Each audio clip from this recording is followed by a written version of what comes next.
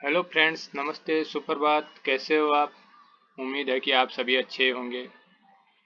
जैसा कि आप जानते हो, मैं अलग अलग चैनल्स पे वीडियोस बनाता हूँ। क्लास फर्स्ट से लेकर 12th तक मैं एनसीईआरटी और सीबीएसई की बुक्स भी कवर कर रहा हूँ। इसी प्रकार से मेरे लोग के भी कुछ चैनल चलते हैं जिन पे भी मैं फ्री ऑफ कॉस्ट बहुत सारे गाइड के वीडियो डालता हूँ। आरजीएस के लिए, आरएएस के लिए या यूपीएससी के लिए अलग अलग तरीके से एग्ज़ाम के हिसाब से इम्पोर्टेंट मैं वीडियोज़ बनाता हूँ।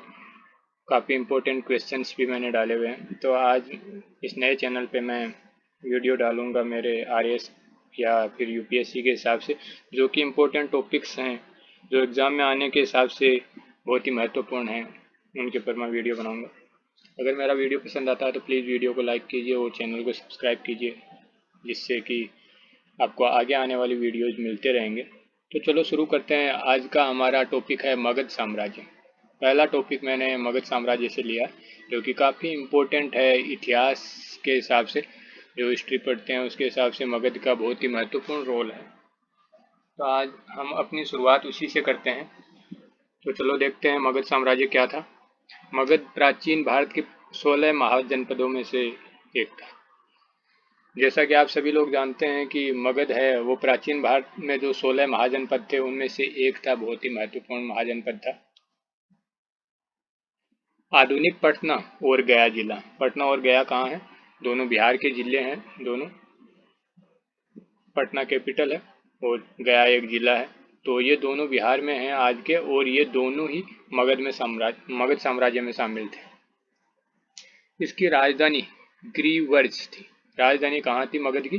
ग्रीवर्ज थी, जो आधुनिक राजगीर है, और बाद में वो पाटलिपुत्र चली गई थी। यानी पहले ये ग्रीवर्ज थी और बाद में पाटलिपुत्र चली गई थी। ग्रीवर्ज का आधुनिक नाम राजगीर है।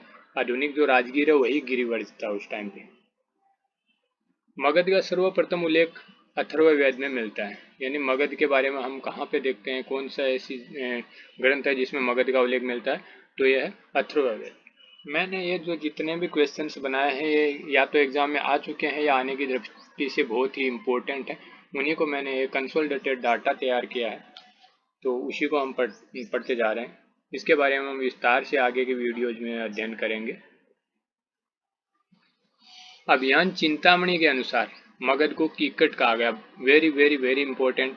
मगध को कीकट कहा गया है। इसको कई प्रकार से पूछ सकता है कि कीकट कहाँ किसको कहा गया? मगध को कहा गया है। कहाँ कहा गया? अभियान चिंतामणि के अनुसार मगध को कीकट कहा गया है। इसको 3-4 टाइप से घुमा के पूछा जा सकता है। तो इसको बस एक सेंटेंस याद रखना जिसमें 3-4 क्वेश्चन सोल्व हो जाते हैं आपके, कि अभियान चिंतामणि के अनुसार मगध को कीकट भी कहा गया है। वर्तमान में मगध नाम से बिहार में एक परमंडल है, और उस परमंडल का नाम क्या है? मगध परमंडल। राजा मगध ने मगध साम्राज्य की स्थापना की थी। मगध की स्थापना किसने की थी? तो मगध, राजा मगध था, उसने अपने ही नाम से एक साम्राज्य की स्थापना की और उस साम्राज्य का नाम उसने मगध रखा। उसी मगध के बारे में आज हम पढ़ने जा रहे हैं। कुरु द्वितीय का पुत्र सुधन्वा अपने मामा महाराजा मगध के बाद, यानी महाराजा मगध के बाद मगध का राजा बना। कौन बना? कुरु द्वितीय का पुत्र था, उसका नाम था सुधन्वा। वो महाराजा मगध का, मगध के बाद में उसका राजा बना। महाराजा मगध का वो क्या था? भतीजा या भांजा, जैसा भी आप समझे। सुधन्वा था, जो कि उसका द्वितीय शासक था। पहला था महाराजा मगध और द्वितीय शासक था सुधन्वा। अब मैंने एक टेबल बनाई है जिसमें यहाँ के मगध साम्राज्य के जितने भी राजवंश रहे हैं उनके बारे में एक कंसोलिडेटेड डाटा तैयार किया। इनके बारे में अगले वीडियो में हम विस्तार से पढ़ेंगे कि कौन कौन से राजवंश इसमें थे, इनका शासनकाल क्या था, उसका प्रथम शासक कौन है और अंतिम शासक कौन है। बस आज के टेबल में हम इतना ही पढ़ेंगे, लेकिन एक एक राजवंश के बारे में, एक एक राजा के बारे में मैं आगे आने वाले सब्सिक्वेंट वीडियोज में आपको बताता जाऊंगा। तो देखो, इसका पहला राजवंश था बृहदर्थ राजवंश, जिसका शासनकाल था 732 से 682 ईस्वी पूर्व। उसका प्रथम शासक था बृहदर्थ और इसका अंतिम शासक था रिपुंजय। इसके बाद में दूसरा राजवंश आता है परद्योत वंश। परद्योत वंश का शासनकाल रहा 682 से 544 ईस्वी पूर्व, जिसका प्रथम शासक महाराजा परद्योत था और उसका अंतिम शासक था महाराजा कीर्तिवर्मन। इसके बाद है हर्यक वंश। हर्यक वंश का शासनकाल था 544 से 413 ईस्वी पूर्व, जिसका प्रथम शासक था बिंबिसार और उसका अंतिम शासक था नागदशक। इसका उल्लेख आपको महाभारत में भी मिलेगा। महाभारत में जब कौरवों और पांडवों का युद्ध होता है उसमें भी इसका काफ़ी उल्लेख हुआ है, इसका काफ़ी योगदान रहा था उसमें। तो वो हम जब इसके बारे में पढ़ेंगे, उसमें पढ़ेंगे, हम विस्तार से पढ़ेंगे, उस टाइम पे मैं आपको बताऊंगा कि ये किस प्रकार से महाभारत से कनेक्टेड है। इसके बाद में अगला था शिशुनाग वंश। शिशुनाग वंश का शासनकाल था 413 ईस्वी पूर्व से 345 ईस्वी पूर्व, जिसका प्रथम शासक था शिशुनाग और अंतिम शासक था महाराजा महानंद। इसके बाद में शिशुनाग राजवंश के बाद में आता है नंद राजवंश।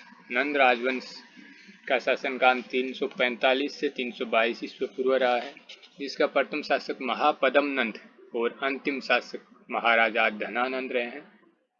उसके बाद में आता है मौर्य वंश। मौर्य वंश बहुत ही चर्चित राजवंश, जिसके बारे में ऐसा कोई नहीं होगा जिसने कि नहीं पढ़ा होगा, जिसमें चक्रवर्ती सम्राट चक्रवर्ती सम्राट अशोक के बारे में हम बहुत पढ़े हैं। उसके द्वारा बनाई गई चीज़ें आज भी हम देखते हैं, बहुत सारी चीज़ें आ रही हैं, बहुत सारी उसने स्तंभ बनाए हैं जो कि मतलब आज इंडिया के मैन उनको धरोहर घोषित किया गया है। वो सारी मौर्य राजवंश हैं जिसके बारे में हम विस्तार से पढ़ेंगे, क्या क्या हैं जिनको कि एक धरोहर घोषित किया गया है या किसी को किसी एम्बलम के रूप में एक्सेप्ट किया गया है। तो मौर्य राजवंश का शासनकाल रहा था 322 से 185 ईस्वी पूर्व, जिसका प्रथम शासक था चंद्रगुप्त मौर्य और अंतिम शासक था बृहदर्थ मौर्य। चंद्रगुप्त के बाद में उसका बेटा आया था, पुत्र आया था बिंदुसार, और उसके बाद में आया था सम्राट अशोक। तो ये काफ़ी सारे ही मतलब प्रतापी सूरवीर राजा थे, लेकिन सम्राट अशोक इनमें सबसे ज़्यादा महत्वपूर्ण शासक है, जिसने बहुत कुछ ऐसा कार्य किया जो आज भी याद किया जाता है। उसके बाद में आया था शुंग राजवंश। शुंग राजवंश था 185 ईस्वी पूर्व से 73 ईस्वी पूर्व, जिसका प्रथम शासक था पुष्यमित्र शुंग और अंतिम शासक था इसका देवगुप्त। और लास्ट राजवंश है इसका कर्ण राजवंश, जो कि 73 ईस्वी पूर्व से 28 ईस्वी पूर्व तक रहा। इसका प्रथम शासक वासुदेव कर्ण था और अंतिम था सम्राट सुशर्मन कर्ण। तो इस प्रकार से जो मगध साम्राज्य है, उस मगध साम्राज्य पे टोटल 8 राजवंशों ने शासन किया था लगातार 732 ईस्वी पूर्व से 28 ईस्वी पूर्व तक, 28 ईस्वी पूर्व तक टोटल 8 राजवंशों ने इसके ऊपर शासन किया। और ये बहुत ही इम्पोर्टेंट मगध साम्राज्य था, जो कि 16 महाजनपदों में से एक भी रहा है और इसकी बहुत सारा इतिहास भी रहा हुआ है। तो इसके बारे में हम आगे के वीडियोज में इसके जितने भी राजवंश हैं, एक एक राजवंश के बारे में हम अलग अलग पढ़ेंगे, जिसमें सारे कौन कौन से इसके प्रतापी राजा रहे हैं, क्या क्या उन्होंने कार्य किए, क्यों उनको याद किया जाता है, क्या उसकी इम्पोर्टेंस है। और इसके अलावा बाद में इसमें हम टेस्ट सीरीज भी चलाएंगे, क्या क्या एग्ज़ाम में क्वेश्चन आ चुके हैं, कौन कौन से आने के लिए इम्पोर्टेंट है।